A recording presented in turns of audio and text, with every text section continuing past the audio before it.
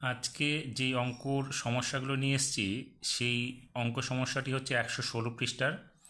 এখানে আমরা আজকে শিখব প্রকৃত ভগ্নাংশের হরগুলো একই কিন্তু লবগুলোর সংখ্যা আলাদা।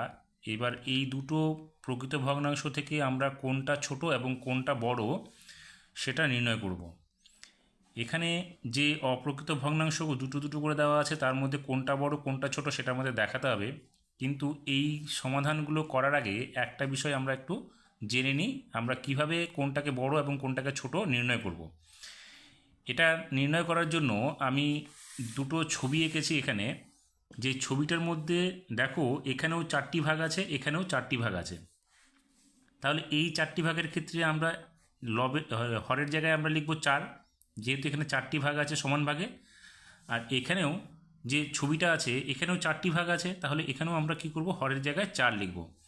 দেখো এখানে দুই ক্ষেত্রেই আমরা হর একই পাচ্ছি, কিন্তু এখানে যে অংশটা দাগ কাটা আছে বা রং করা আছে, ধরে নিচ্ছি এখানে কালো রং করা আছে দুটো অংশে, সেই জন্যে 4 ভাগের মধ্যে 2 ভাগ রং করা হয়েছে। তাহলে লবের জায়গায় বসবে এখানে 2, আর এখানে বসবে দেখো এখানে 1টা 2টো 3টা ভাগে আমাদের কালো রং করা আছে বা দাগ কাটা আছে বা নকশা করা আছে, তাহলে এখানে আমরা ধরবো 3 এখানে। তাহলে এখানে কি হলো, 4 ভাগের মধ্যে 2 ভাগ, এখানে 4 ভাগের মধ্যে 3 ভাগ। আমি বললাম যে এখানে যে 4টি ভাগ করা আছে, এখানে যে 4টি ভাগ করা আছে, প্রত্যেকটা ভাগ সমান ধরে নিচ্ছি আমি। তাহলে দেখো এখানে দুটো অংশ নকশা কাটা বা রং করা হয়েছে, এখানে 3টে অংশ রং করা হয়েছে বা নকশা কাটা হয়েছে। তাহলে এই ছবির থেকে এখানে বেশি রং করা হয়েছে, এটা দেখে বোঝা যাচ্ছে। তাহলে ভগ্নাংশটা আমাদের কি দাঁড়াচ্ছে, এখানে এই ছবিটার ক্ষেত্রে হচ্ছে আমাদের কি 2/4 অংশ, আর এখানে হচ্ছে 3/4 অংশ। এবার এই ভগ্নাংশ দুটো প্রকৃত ভগ্নাংশ, কারণ হচ্ছে উপরে লব ছোট এবং নিচে হর বড়।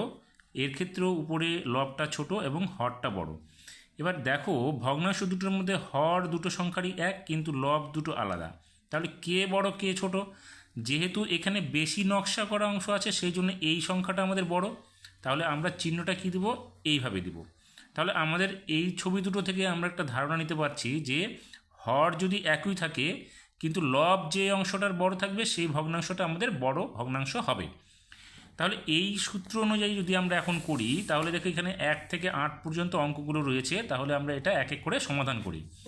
দেখো এখানে বলাই আছে যে হর একই থাকলে প্রকৃত ভগ্নাংশের ছোট ও বড় ধারণা আমরা গঠন করব।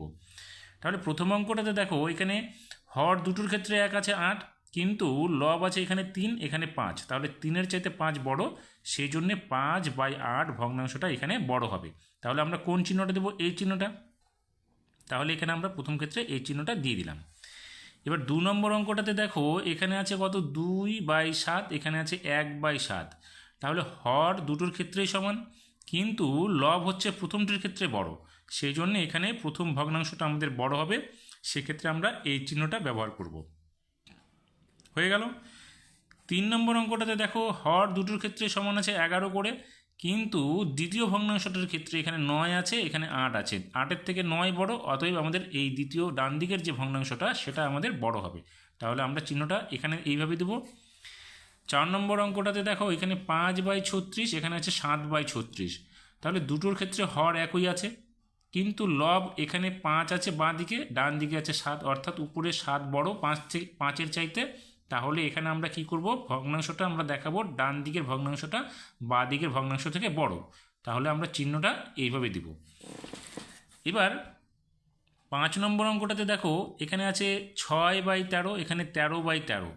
তাহলে নিচে আমাদের হর দুটো সমান সমান, কিন্তু লব দুটোর ক্ষেত্রে বাঁ দিকের লবটা 6 ছোট আর ডান দিকে 13টা বেশি বা বড়। তাহলে আমরা এইখানে ডান দিকের যে ভগ্নাংশটা আছে 13/13, এটাকে আমরা বড় বলে ধরে নেব, কারণ 6-এর চাইতে 13 বড়।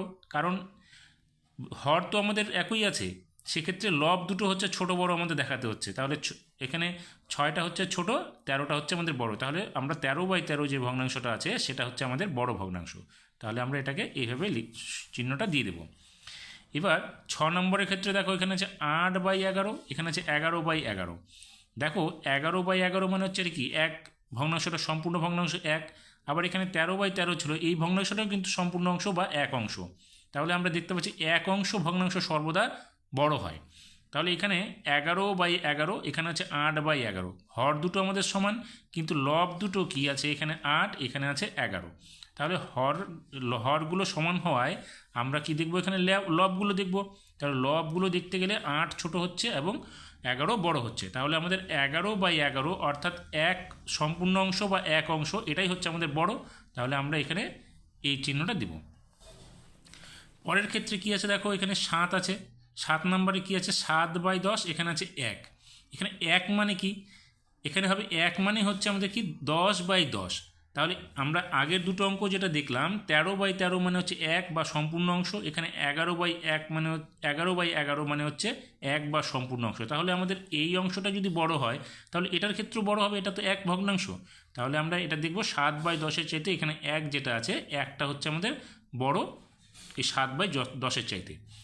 1 মানে হচ্ছে এখানে 10/10 হবে, তবে এটা 1 বা সম্পূর্ণ অংশ হবে। এবার 8 নম্বরটাতে দেখো এখানে কি আছে, 1 আর এখানে আছে 3/5। এবার 1 সম্পূর্ণ অংশ মানে কি, এখানে 5/5 হবে। তাহলে 5/5 আর 3/5, তার মানে 5-এর মধ্যে 3 আর 5-এর মধ্যে 5, তাহলে এটাই বড়, একটাই বড় হবে। তাহলে আমরা এখানে চিহ্নটা দেব এইভাবে। আশা করি তোমরা বুঝতে পেরেছো কীভাবে ভগ্নাংশ দুটি অর্থাৎ প্রকৃত ভগ্নাংশ দুটির হর যদি একই থাকে এবং লবগুলোর মান যদি আলাদা থাকে তাহলে কোনটা বড় এবং কোনটা ছোট হবে তার একটা ধারণা আমরা আজকে তৈরি করতে পারলাম। ভালো লাগলে অবশ্যই চ্যানেলটিকে সাবস্ক্রাইব করবে। যারা নতুন তারা চ্যানেলটিকে সাবস্ক্রাইব করে অবশ্যই বেল আইকনে গিয়ে অল নোটিফিকেশান ক্লিক করে রাখবে, তাহলে পরবর্তী যে সমাধানগুলো আছে তোমরা অবশ্যই পেয়ে যাবে।